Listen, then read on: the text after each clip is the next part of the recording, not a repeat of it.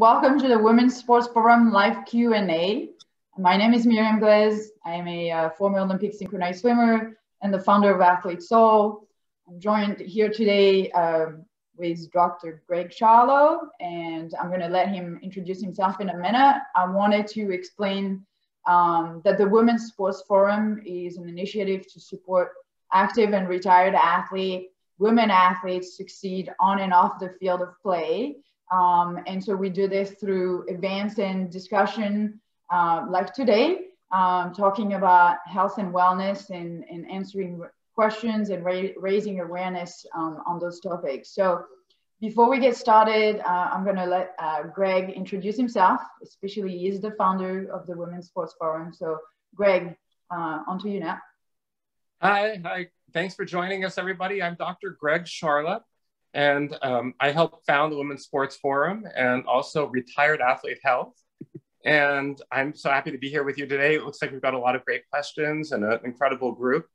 And my focus is on working with athletes, both active and retired, and helping people improve their sports performance, as well as nutrition and sleep and diet, really modern science to kind of get an edge up on your sports and on life. So I'm really happy to be here, and I think we're gonna have a great talk today.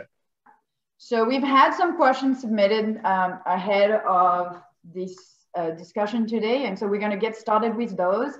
But like I said, if you would like to ask more questions while Greg is answering these, feel free to do that. You can submit them in writing in the chat, and then I'll pass them on to Greg as we go through the live Q&A. So the first question was from an athlete who's been working with a therapist from her university, and the therapist wanted to medicate the athlete as part of the psychology work. And so that athlete is saying, I don't want to be medicated for my mental health. Do you have recommendation for alternative therapies, supplements, or mindfulness techniques? So on to you. Well, thank you. That's a great question. And like Myriam said, feel free to submit more questions. We're happy to answer them. We're focused today on mental health. So this is a perfect way to start the conversation. And for this question, honestly, it kind of depends on what the mental health issue is that the athlete has. So certain conditions like depression or anxiety can actually lend themselves pretty well to being treated without medication for many people. Other things like schizophrenia, for example, are hard to treat without medication. So my first answer would be it depends on what the mental health condition is.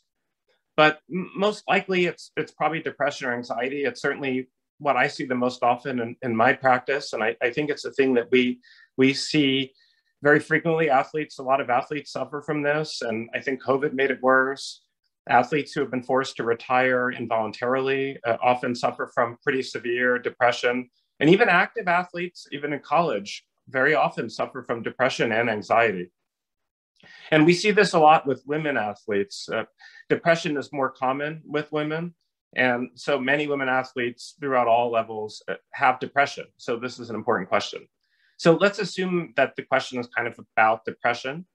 And the first thing is, it's important to tease out, when you talk about depression, there's sort of the medical diagnosis of depression. And what that means is it's major depression. You've had it for a while. There's certain criteria you have to have for it. It's not necessarily caused by any kind of triggering event. There's no real explanation. You just sort of have it. And that's sort of the medical kind of depression. There's other kinds of depression that we all feel that is temporary and it's caused by something specific. So for example, if you have a loved one who died, or you got rejected from your sports team, or you were just in a car accident, almost all of us will feel sad from that. That isn't medical depression. That's a normal response to things. But the good news is, for the medical kind of depression, there are some great options. We're learning more about this that can be used to help treat it for many people. Now, I'm not saying not to use medication, and obviously, everybody should speak to their therapist. But some great options, and one of my favorite is actually, and I'm going to kind of go through a list of some of my favorite things. So you write these down, try them out, see if they improve your mood. One of them, and it's my favorite, is coffee. And believe it or not, there's great research that coffee actually improves mood.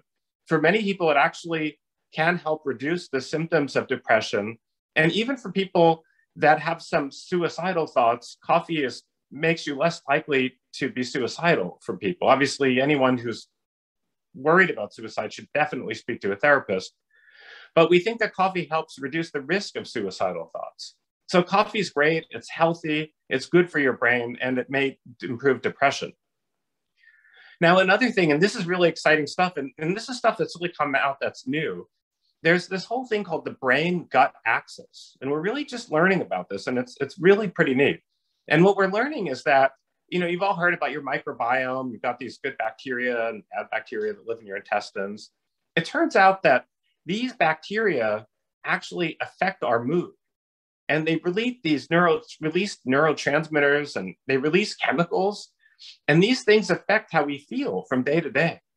And on one hand, it's kind of neat because if you can make these bacteria happy, it makes you happy. I know it's kind of creepy thinking that your mood doesn't just totally come from your own brain, but also comes from the bacteria in you. But you know the old saying, you feel it in your gut? Well, there's actually a reason for that. Your gut, the bacteria there, actually affect how you feel. So I say that to say that if you eat a healthy diet, you actually make the bacteria in your gut healthier. And when you make the bacteria in your gut healthier, you improve your mood, which is really pretty unbelievable and a great tool. So, for example, things like if you eat lots of vegetables, particularly green leafy vegetables or fibrous vegetables, if you have things with probiotics in them, like sauerkraut or kefir, those types of things, yogurt, those help the good bacteria in your intestines.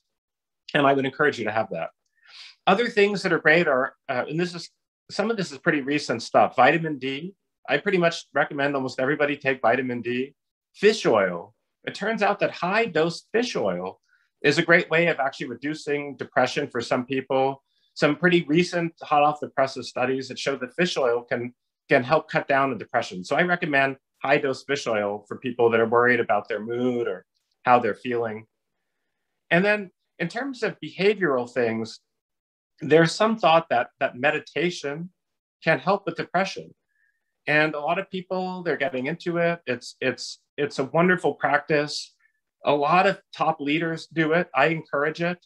And meditation, we can go into more of this if people have questions of meditation. Meditation may help depression. And one last thing, I really want to emphasize this one, is spending time outdoors. We know that when you spend time outdoors, when you see the beauty of nature and trees and plants and animals, and also when you get sun exposure, these things all really help with mood. So I strongly recommend you go outdoors and you spend time outside. Thanks, great. That's really awesome. And you've covered a lot of elements of general wellness in all of this. It seems that a lot of symptoms and element can be dealt with first from a wellness perspective. You didn't mention anything about sleep. I was curious if you had anything to say about that. And then I have a question to follow up with from someone in the audience. Do you want to say a little bit about sleep? Yeah, well, I love talking about sleep. It's actually one of my favorite topics. And I know we have a question coming up on it. But you know, what's interesting is there's a real tight association between abnormal sleep and mental health disorders. So a lot of people with mental health disorders, it shows up in sleep. They either sleep too much or too little. They have insomnia. They wake up at night. You know, they do extremes of sleep. They may sleep 4 hours or 14 hours. So there's a real close relationship between mental health and sleep. The reason I didn't mention it is there isn't clear data, at least that I've seen, that you can modify your sleep in such a way that you can improve depression. Obviously, if you're not getting enough sleep, that's bad. And you're not trying to sleep, that's bad. We'll cover that. But I don't think I could clearly say with evidence that if you just get a whole bunch of extra sleep or less sleep or something like that, that you'll improve your depression. I wish you could, and a lot of people have looked into this, but there just isn't a clear causal relationship in that direction. But the depression will definitely affect sleep in the other direction. Great, thanks for specifying that, because I think it's something that comes up quite often. So the follow-up question is from Alex. Alex is saying, the thwarted implicit fight and flight physiological responses in underlying trauma experiences go energetically in opposite direction to what a medication practice offers, then how will you help an athlete who presents trauma symptoms? And we can ask Alex to say more about his question if he wants, he or she. Did you get that, Greg? Yeah, no, that's a great question. I mean, and we'll actually cover this a little bit later too. So I'm happy, Alex, that you asked this. Thank you for asking your question. And there's different types of stress. And we'll cover this more, but I'm happy you asked it. So I'll mention it now. There's what you can call good stress. And good stress are things that actually help you grow and become better as a person. So it may be the first day of school, maybe it's meeting new people, starting a new hobby. Those things, even traveling, those things are stressful, but it's a good stress. You grow from that, and you're better off for it.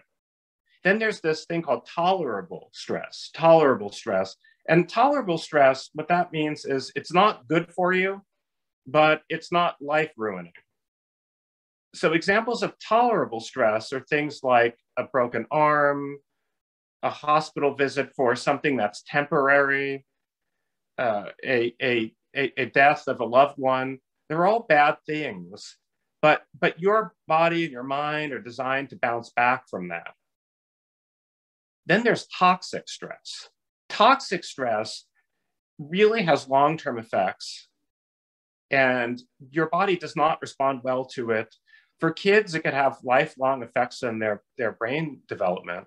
And toxic stress, for sure, you need to get therapy and help for. So examples of toxic stress are things like if you're in an abusive relationship, either physically abused, sexual abuse, verbal abuse. For children, it could be things like neglect, if they're left by themselves for prolonged periods of time, extreme poverty, food shortages where you don't know if you're going to get your next meal. Those types of things, those are toxic stress. And if you have that, you need to get help. And so the idea with meditation is it's a great coping mechanism for all of those types of stress, frankly. I mean, toxic stress, you need more help, but meditation helps with all of those types of stress, because what happens is when you're really revved up, like you said, you could either have like a fight or flight response where you get really angry and agitated and you're ready to fight, or you could run away. Some people have a freeze response. One of my daughters does this. It sort of always drives me crazy when I catch her on something and I call her out on it. She just stands there and doesn't say anything. That's kind of a freeze response. But meditation actually helps with all of those, because what it does is it helps your body cope with stress. And those things like that flight or fight response isn't helpful because your boss is yelling at you at work, for example. If you miss a deadline at work, or your boss is angry, or you're stuck in traffic, it doesn't do your body any good to get revved up and angry. And so, that adaptation is really more useful for bears chasing you in the wilderness, not if your boss is yelling at you at work. So for that, meditation actually really, really helps. Thanks, Greg. And I think this was a great question because it really relates to one of the other topics that we had been asked for ahead of the session.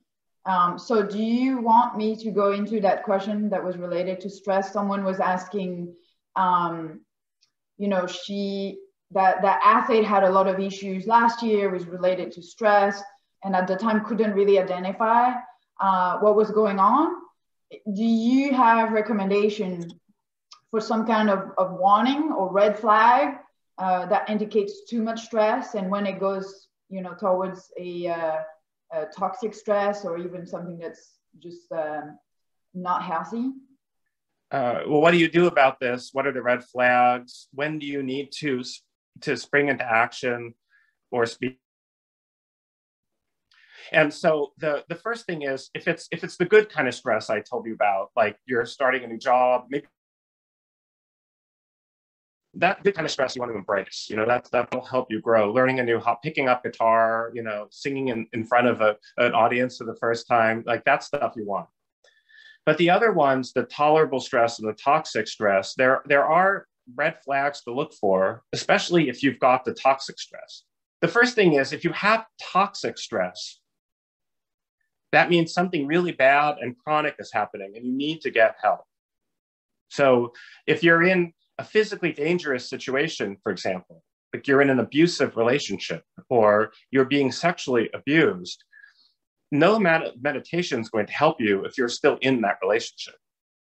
The first thing you have to do is go to the police or go to someone that will help you to remove yourself from that dangerous situation.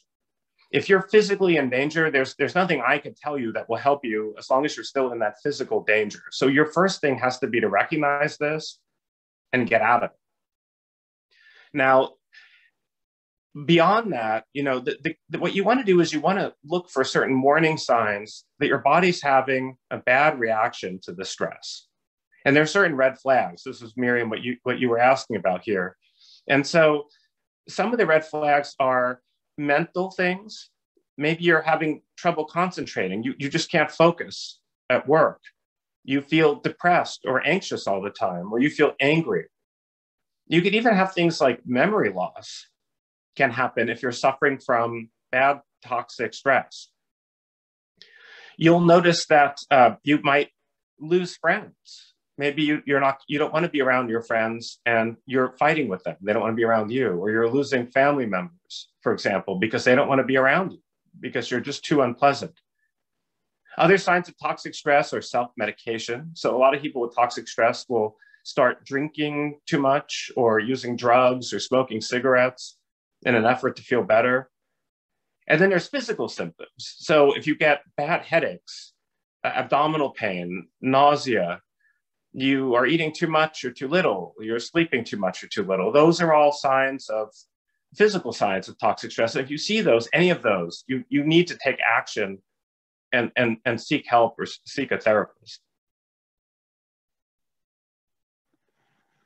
Thank you, Greg. We have some follow-up question on this from the audience, so I'm going to ask them straight away. There's two different topics. The first one relates a little bit to stress. This is from Mina. She's saying, hi, Dr. Greg. You mentioned that one of your focus area is on mindfulness. As an athlete, many hours are put down each week in terms of physical workouts. According to research and your knowledge experience, how much time should athletes spend or invest in their mental side and meditation?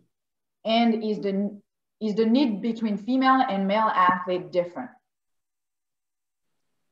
It's funny, I just had a conversation about this with a sports agent the other day, and we had this big debate because there's all these strategies, right, that you can do to improve your mental game. And they could be things like mindfulness, visualization, gratitude, meditation, and they're all great things.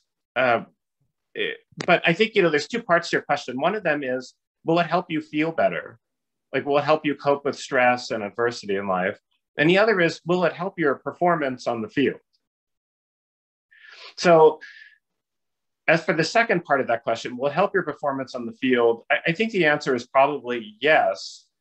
And we talked about visualization, and there's some research and certainly a lot of experience among a lot of elite athletes that visualization helps as long as you do it the right way. So let me give you an example.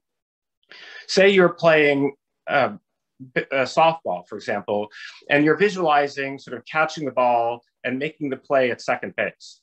And so you visualized it and you have the whole thing down, you know what you're going to do, but then something bad happens, like you don't catch the ball or you throw it incorrectly and it doesn't go where you intended, right? And so the key with visualization, if that's something you're going to use, is you have to be able to move past that. And what happens with a lot of athletes is they visualize making this play, but then they didn't make the play. And that could be very disruptive for many athletes. And so you need to be able to say, okay, well, that didn't work, and then move on to the next play. So the key with visualization performance is you got to do it and you got to move on. You can't be sort of stuck on it. But if you can do that, then it's good. Mindfulness and gratitude definitely seem to make people feel happier, and they probably improve your performance for team sports because it helps you relate to the other people on the team. But I think it might help you with all sports because it helps you deal with adversity. Things don't always go your way. You don't always get the shot you want. And so you need to be able to bounce back from that and keep things in perspective. And so for that reason, I think that people are more resilient when they practice these habits, when they practice mindfulness. Now, you mentioned about women athletes, and I don't think there's any data that shows that it's more or less important for women athletes than male athletes. But I'll tell you that, if you talked about women athletes tend to suffer, and there is good data for this, they suffer from much higher rates of depression and higher rates from anxiety. And I think that it really handicaps a lot of women athletes because I think that they also, many women athletes, and we talked about this at the forum, Myriam, this is one of our big discussions, is many women athletes are juggling a lot of things. They're juggling their sport, maybe they have kids or family that they have to worry about. Maybe they're taking care of their primary caregivers of elderly parents. And so a lot of women athletes have many things to juggle, and that causes stress. And so I think it's probably true that even for women athletes more than for male athletes, learning how to manage that stress and balancing all these things is important. That's great. And I have a really good follow-up question on this. One of the athletes asked, what are good distressors at the end of a long athletic day? I often feel both mentally and physically tired after training. Hobbies such as watching TV, hanging out with friends, valuable distressors, or is it better to try and push myself to do a more productive activity to balance out my day? I love that question. I talk about this a lot too. This is actually, if you're a parent out there, this is a great conversation also to have with your kids, because, I always say there's adaptive stress responses and maladaptive stress responses, right? So there are certain reactions you could have to stress that are good. They help with the stress and they also help you. For example, like the meditation we talked about, praying, being outside in nature, eating a healthy meal, visiting friends, doing a hobby. Those are all adaptive responses. Then there are maladaptive responses. There are responses, you could do them for stress, but they're actually hurting you. And that would be things like drinking alcohol, having dangerous sex, gambling, using drugs, doing risky behaviors like driving your car too fast. So those are maladaptive. So in my mind, as long as you're doing the adaptive stuff and you're not doing the maladaptive stuff, you're probably in pretty good shape. And the thing is, this is one of those things that what's better for you and what's better for me may be different. From a sports recovery standpoint, we know that if you've had a tough game and you do some sort of a mild physical activity, like a little hike, a brisk walk afterwards, stuff like that, we know that's good for muscle development. So I certainly, because you're athletes, I certainly recommend that you do that frequently, these kind of light physical activities. As far as hobbies, I think the best hobby is the one you're going to do and the one that'll keep you out of trouble.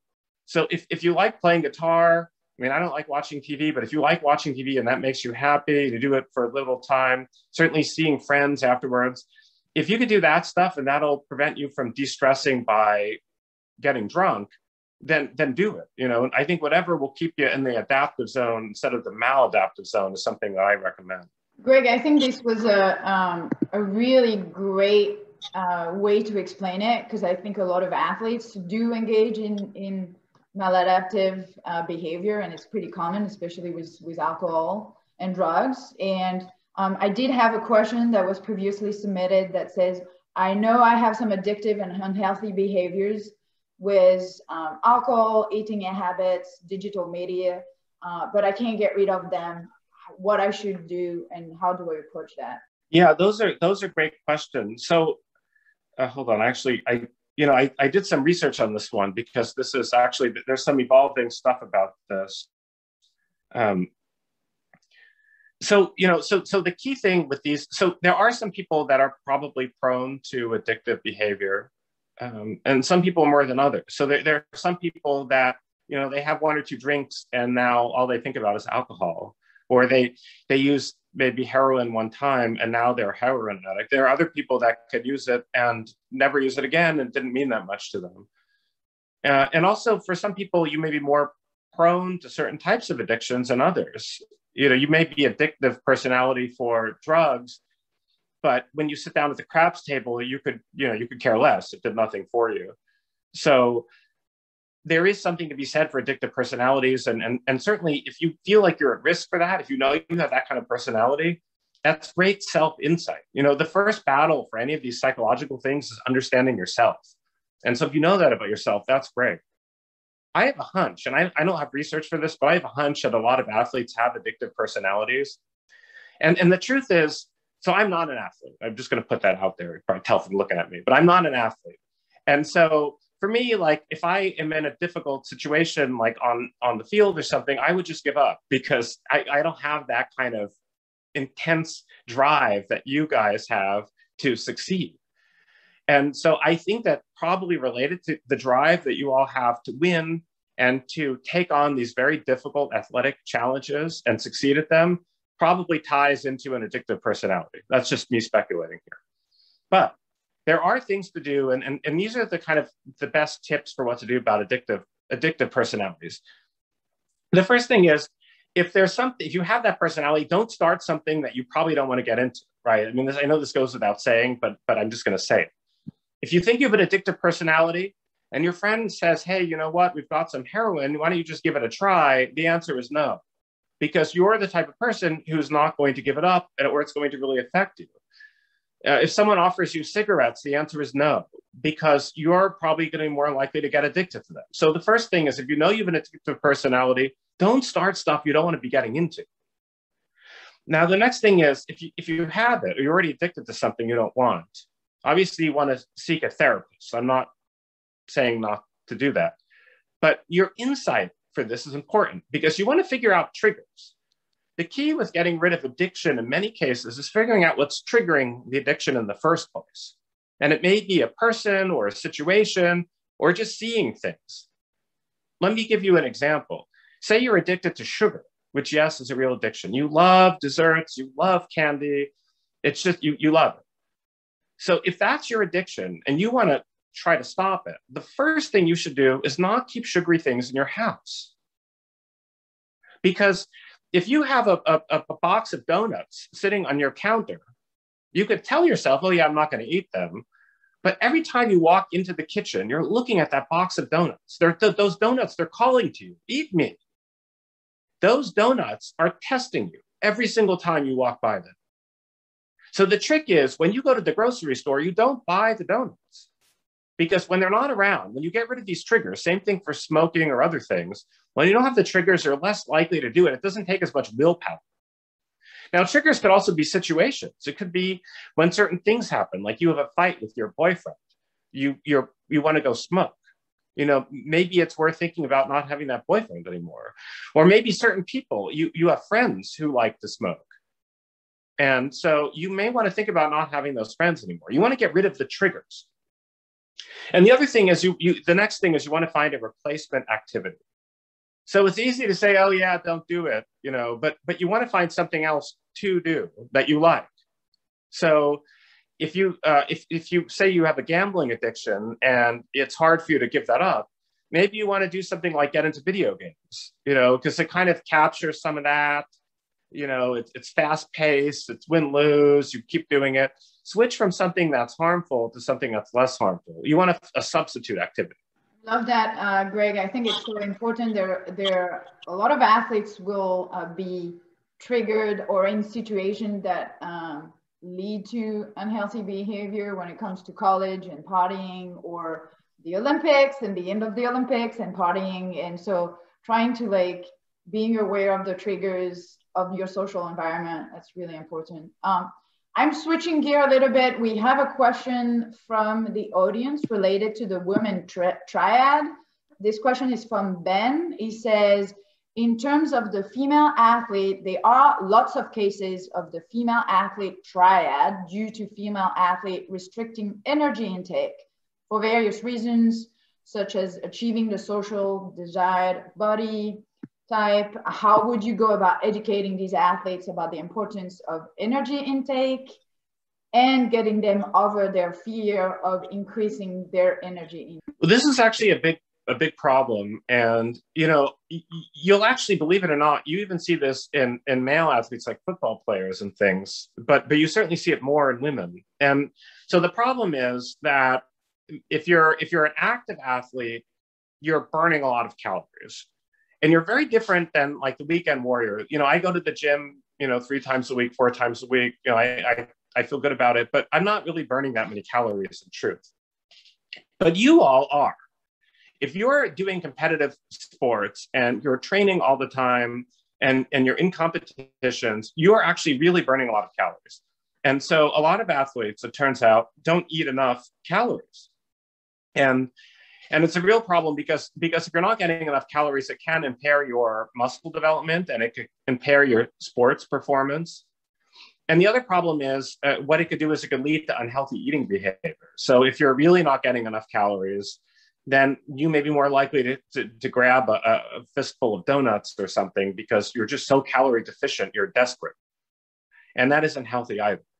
So this is an example of a time when I think working with either a trained physician or a nutritionist who can help you figure out how many calories you need per day can really make a big difference. Because then what you could do is you could track how many calories you're getting. And that's actually really easy and it's fun. I do that myself every day. I track what I eat. It's very easy. I have all of my patients do this, at least for a little while. We don't have to do it forever, like do it for a week. There are free apps you can get. I just recommend, I like the one, it's actually called Track, but there's a few different ones. You can go online, get it if you have an iPhone. I would get one of these apps and download them and track what you eat for a week. And look at how many calories you eat, look at how much protein you eat. And for a lot of you, it's probably not enough. And that's where then working with an expert will help you, because if you're short of calories, there are clever ways you can eat more and there are not clever ways to eat more. You know, the not clever ways are, you know, eating a whole bunch of fried foods and things like that, which I don't recommend. And there are clever ways where you eat more sweet potatoes or olive oil or nuts, which I do recommend. So you want to work with someone, but I would track yourself first. It's free, it's easy, it's fun. You can compare with your friends. And then I also agree with you that women athletes, I think it's even more complex for them. Women athletes have to deal with body image, and we see this a lot. You mentioned that in your question. A lot of women athletes are very focused on, there's a lot of societal pressure on how they look.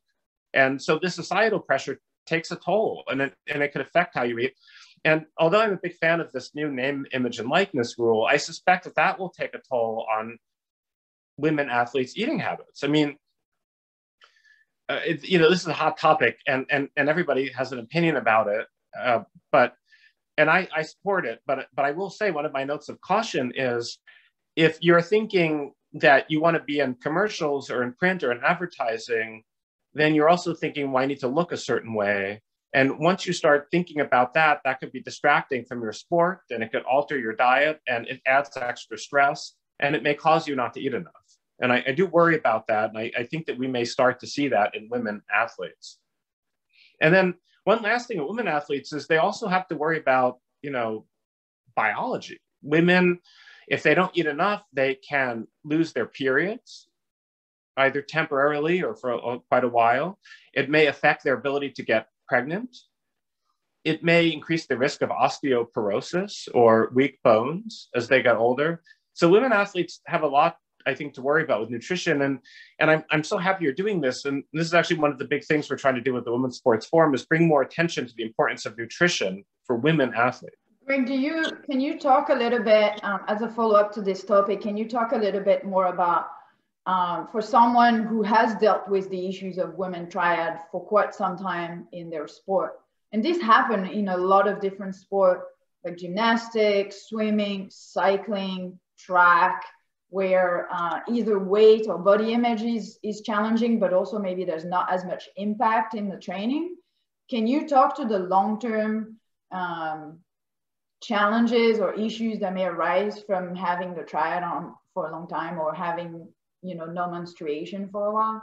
A good friend of mine, she actually spoke at the forum. She touched on this. She's an obstetrician gynecologist. She deals with fertility, and what she had said, and what the current thinking is, when you miss your periods for a prolonged period of time, Number one, it may be a sign of either overtraining or not eating enough, or both. But number two, it probably predisposes you to risk as you get older. I think osteoporosis, she had mentioned, is certainly one of the big ones. So, it's sort of funny because you would think, the thing that's good for your bones, is banging into them, right? So when you run, that's good for your bones. It strengthens them. So it's sort of ironic, but you could have a lot of women, say track athletes, you think they'd have the strongest bones in the world, but as they get older, because they weren't eating enough and because they missed a bunch of periods, their bones are actually surprisingly weak. And this is a big issue.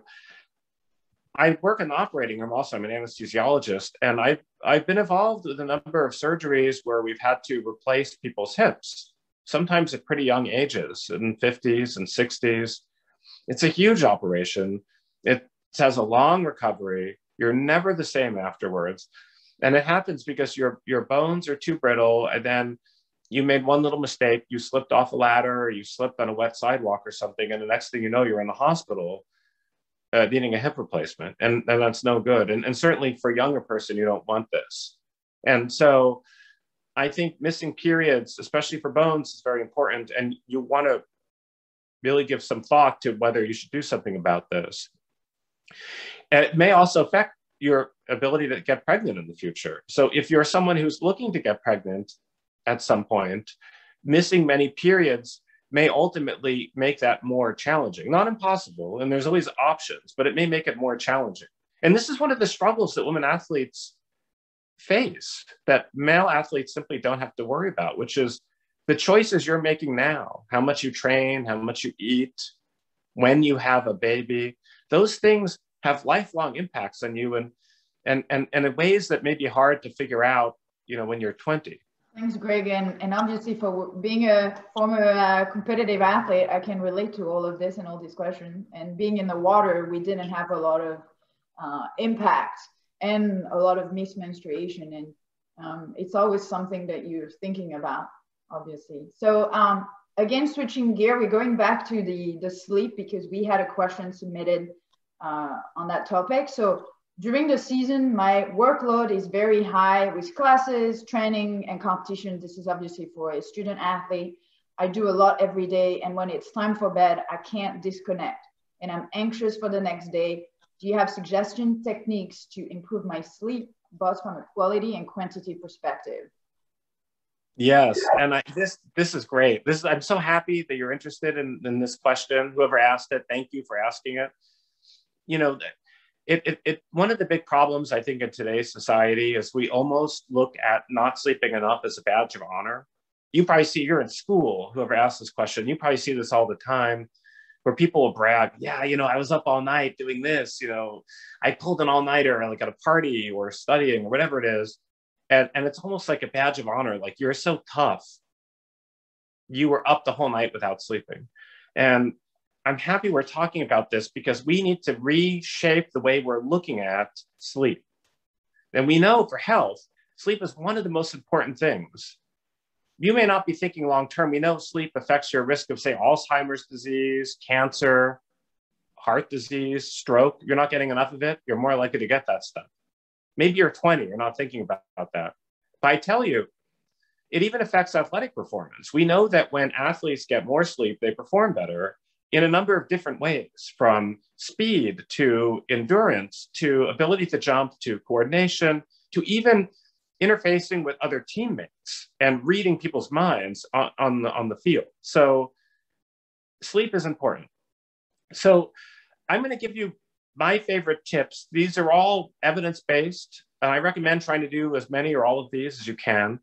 And if you aren't able to remember this, remember the term sleep hygiene. Write that down, sleep hygiene. I would Google that. You could find more tips on sleep hygiene, but I want to go over some of my favorites. So first of all, almost everybody needs at least 7 to 8 hours of sleep. That's just the way it is, adults. If you think that you need 5 hours of sleep, you're wrong. There's like less than 1% of people need less than 7 to 8 hours of sleep. You just do. And if you think you need less, you're almost certainly wrong. So some tips. First of all, it's good to go to bed and get up at the same time every day. And pick a bedtime, pick a wake-up time, and do your best to stick with it as much as you can. Now, I know that for our younger listeners, this is going to irritate you because you probably want to sleep in on Saturday. You probably want to stay up late Friday night. You want to have fun and go to parties and everything, and I get it. But doing that disrupts your sleep, and you get worse quality sleep. So as much as you can, you want to go to bed and get up at the same time every night. You want to sleep in a dark room that's cool. This is actually pretty interesting. There's good research on this. A cool room, and by cool, I mean like the high 60s or somewhere thereabouts. Everybody's a little different. You get better quality sleep. And I personally don't like doing this. I'll admit it. I like warm rooms. But I know when I sleep in a cool room, I get better sleep, and the science supports that. You want to avoid a bunch of light close to bedtime. So turn off every light you can, keep lights as dim as possible. Some people even, and I tried this, use red light bulbs in their bedroom or in the bathroom at night. As you're getting ready for bed, instead of flooding your eyes with a bunch of bright light, use either dim light or red light, and you'll actually sleep better.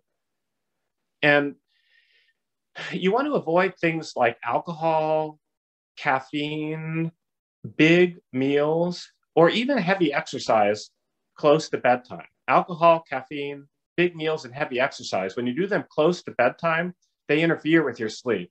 You want to go to bed really pretty much on a relatively empty stomach. And then, another thing is, and this is important, and everybody talks about this, and I'm not so good with this, I'll admit, is you want to kind of turn off your devices close to bedtime. Now, you had mentioned that it's hard for you to detach from the day. Our devices, our phones, our computers, those things make it harder to detach. We get on and we read the news, and we read, news is always bad news. So we read bad news, or we go on to email, and email is always bad also. It's work you have to do. Or you're going onto social media and you see something that irritates you. These things, they make it harder to sleep. And then also the light from the screens makes it harder to sleep. You've all heard this, I'm sure. And so I recommend, minimizing your devices close to bed. If you're going to use your phone, I admit I can't help it. I still use my phone a little before bed. Make it as dim as possible and keep it as far from your face as possible. And then one last thing about sleep I want to say, and this really helps for people that are having trouble detaching from the day, have a sleep ritual. Have something that you enjoy that you kind of do every day before bed. And so common sleep rituals may be having some chamomile tea, listening to relaxing music that you enjoy, calm music, maybe taking a warm bath, reading a book, a paper book, an actual physical paper book with dim light. Those things like that are if you do these rituals, it helps you transition. What it does is it trains your brain into shifting from daytime mode into sleep mode. And then two last things I just want to put out there are morning sun exposure is actually really good for your sleep that night, as crazy as it sounds. Because our bodies, they have these clocks. We've got these built-in clocks. And when we set them properly, it'll help you go to bed at night. And so when you wake up in the morning, get some sunlight. Go take a little walk, open your windows, sit by a window, do something to get sunlight in the morning. And the last thing is, for some people, melatonin from time to time may be helpful. I'm a fan of melatonin, but you want to use low dose, like 1 milligram or so of melatonin here and there before bedtime can be helpful in some situations. Thanks, great. That was really thorough, very detailed. Loved it. And I love the touch on the sleep ritual. I even heard people saying that if you are struggling to fall asleep, get up and restart your sleep ritual. Or if you wake up in the middle of the night, get up and restart your sleep ritual so that you trigger your mind into getting your good sleep. We have one question from the audience. What are your recommendations to manage stress pre and post surgery? That's my specialty. So surgery for many people is one of the most stressful moments in life. And it's stressful and it's scary because you don't know if the surgery will be a success. Maybe you're under stress and whatever brought you there in the first place. And you're essentially trusting your life with people that you really don't know. When you walk into an operating room, you're going in with an anesthesiologist and a nurse and maybe even a surgeon that possibly you've never met before. And you're trusting them with your life. And it feels very powerless. You feel very powerless. And when you go in, you're going into the operating room by yourself. So you feel alone and you feel helpless. And so for many people, this is one of the most stressful things you could go through. And so there are some things that you could do before and after. For kids, and even for some adults, I really recommend being sedated. For kids, pretty much every kid I think should be. If you have a child who's going to go for surgery, I would ask for them to be sedated. For adults, for certain people that are high anxiety people, I don't necessarily recommend, Valium or things like that routinely. But I think going into surgery, it's predictable. We know it's going to be stressful. It's not something you do every day. I would ask about getting a sedative. I think that's one case where it makes sense to have something like that if you're stressed about it. Another great thing that really helps is distraction. And, I'm curious, tell me if you've experienced this. Say you're in a stressful situation and you have people and they're coming up to you and they're like, oh, it'll be fine. Everything's okay. No problem. You're going to do great. Everything is going to be fantastic. You're so strong. You've got this. Does that make you feel better? No, it never makes you feel better. It doesn't work. It's nice. They mean well, but it doesn't work. What does work is distraction. So I'm a big fan of doing what you can to distract yourself if you're about to go into a stressful situation. So bring music and listen to it. Ask if you could bring your iPhone or your iPad and watch a movie while you're waiting for surgery. Watch a movie or your favorite TV show while you're going into surgery if they'll let you do that. That distraction is better than almost anything else. And there's actually evidence to support this. And most modern hospitals will do this. And I mean, if you've ever been to the dentist office and you're lying back in the chair and above you is a TV screen, you're watching a movie or something, that's great. It's distracting. You'd rather watch that movie than watch the drill that's about to go in your mouth. So that's, I think, a great thing before. For afterwards, the key is you want to have your pain under control and you want to speak to your team about that. You want to get proper sleep, because if your sleep gets disrupted too much, you're going to feel stressed no matter what. And you should ask your surgeon or your care team, do they have something that can help you sleep in a hospital? Melatonin is another good thing that'll help that. Sometimes people do things that wake you up unnecessarily in the hospital, like they'll check your blood pressure at 2 a.m. Ask if they could not do that, because when you're woken up, it's bad news. And then the distraction again. See if you can have family members visit, watch movies. If they have a place like a lounge or something in the hospital, go to it. All of those things will help reduce your stress. Greg, that was amazing and really interesting. And Sivonia even posted a comment that says there's a lot of validity to that, because I used to listen to music before my event or any performance. I think that's true with a lot of athletes. Like anything you can do ahead of competition, hard training, or exams to distract you you could use similar techniques to go ahead before a surgery. Another shift, I have one last question for you from a professional competitive athlete saying, I have a lot of up and downs during my competitive season, and the emotional variability from day to day can be difficult to deal with. Do you have any tips for dealing with wins and losses in a way that doesn't affect my mental well-being as much?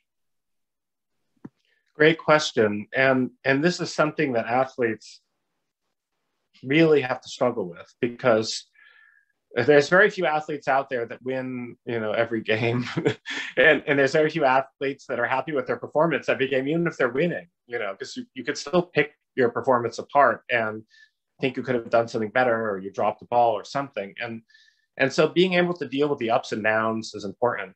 And I'll tell you, as an athlete, you're already better at this than 99% of the population, because the vast majority of us, if we had to go out there and we lost a game or we blew something, we wouldn't go out there again. That would be the end of our experiment with that sport.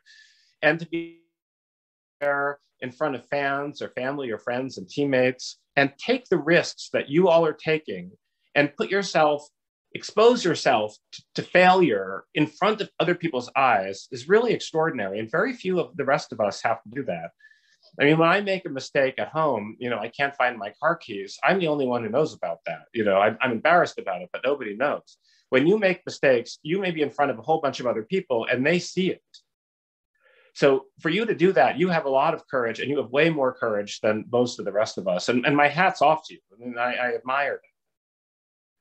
But I think, in terms of balancing things out, there are certainly some diet. Actually, we talked about before, diet actually will help with this. That when you have a healthy, and I know this sounds crazy, so you just have to take my word on this, but when you have a healthy gut microbiome, when you eat lots of vegetables and high fiber meals, and when you avoid processed foods and you avoid sugary foods, you have a healthier gut microbiome. And the truth is that you really will be able to handle the ups and downs of things better. There's just good research on this. And it may sound crazy, but the salad you have and the Twinkies that you skip may actually really help you with this. And sleep is another one. So sleep, when you're sleep deprived, things seem like a bigger deal than they are. And, I hate to give you an example, but I just have to do it. Have you ever been to like Target or something and you see like a little kid and they didn't get a toy or something in the Target aisle, and they collapse on the ground screaming and yelling because they didn't get some toy? It's like the end of the world. That's largely happening because they're sleep deprived. Like, how often do you see someone, like an adult, even during COVID, how many adults did you see in the toilet paper aisle who collapsed on the ground because they couldn't get the roll of toilet paper they wanted? It's just not something we do as much because we tend to sleep better than kids do. I mean, our brains are more developed. We also sleep better. So sleep is really important for regulating your mood and emotions. There's also something, if you're working with a therapist, called cognitive behavioral therapy, CBT. And what that does is it helps you change the way you look at things. And I think CBT can be very useful for athletes. And the idea here is, when something goes wrong, which it inevitably does, instead of beating yourself up over it, what CBT does is it helps you look at it differently and kind of put it in perspective and then move on. And so that's a great tool that I recommend for many athletes who are struggling with sort of a lot of ups and downs. And I agree with that, Greg. I was going to say any hobbies or things that you do outside of sport also helps regulate the losses and the failure. And athletes always want to do things perfectly. And even if they're winning, they're looking at their performance from a really critical eye. So I think also trying to reconnect with not being good at something in a different activities helps kind of cope and put perspective to the win and losses on the field of play. And I was actually thinking about this yesterday when Katie Ledecky got beat for the first time in the Olympics in front of everybody. I think, how is she going to pick up from that loss, which is probably the biggest of her career? So it is a question that is valid for athletes at every steps of their career, but really appreciate that. We're kind of getting closer to the end of our discussion, and I wanted to ask if anybody has any additional follow-up question or anything they want to ask Dr. Greg before we close today's session. Let us know.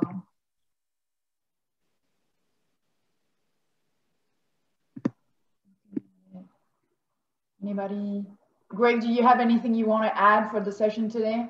I think our goal is to do these regularly, and you had a wonderful idea to do this, Myriam, and what we'll be able to do is sort of focus on different topics. Today we've talked a lot about sort of mental wellness, and we'll have upcoming sessions with different topics, and I'm really excited about it. And I think that these things will make you all sort of happier, perform better on the field, and healthier. So it's great. This is a great community, and these are really great questions. Thank you, Greg, for your time and for answering those questions. And like you said, we're going to be having those discussions on a regular basis. We'll have different themes as well. So for those of you who participated today, if you have any suggestion of topics that you want to cover, specific questions that you have, can you please send them to us, because then we will have an even better discussion next time. So there's there's not really anything off limit, anything that concerns women athletes regarding health and wellness that we can answer, let us know, because we can do the research ahead of time. We can find some specialists to speak with you guys as well. So yeah, please feel free to reach out. And we already have someone that talked about neuroscience and sports performance, which will definitely cover women health. There's a lot of different topics we want to cover. So feel free to reach out. We'll follow up with an email with the recording and the summary of today's call. And yeah, reach out after that. Thanks, Greg. Thank you. Happy Monday to all of you and have a great day. Thank you so much.